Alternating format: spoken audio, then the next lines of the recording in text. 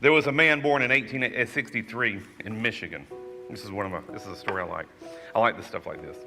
His father was a farmer and saw no need for education beyond primary school. And who in here knows that's the way most people were back then? This guy loved making things out of metal. And in fact, he created his own tools, and his earliest memories were playing with his own tools, and he rather would do that than anything else, would play with tools.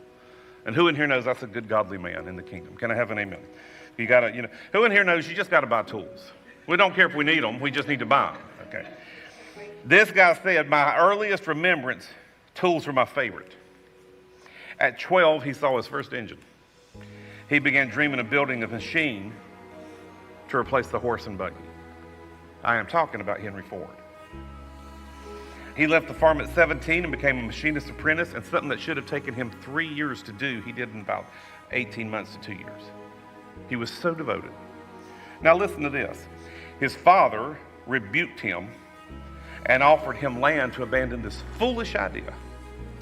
At 29, after 17 years of pursuing the dream, he finally created his first car. Detroit's residents considered it a nuisance because it was noisy and frightened the horses. In 1899, he didn't have a penny to his name, and he set out to prove that motor cars were America's future. He could not find an investor, and everybody told him he was foolish. By 1903, despite all the obstacles, he had sold 1,708 cars.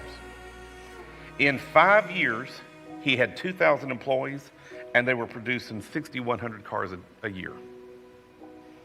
And everybody along the way told him it couldn't happen. There was no need.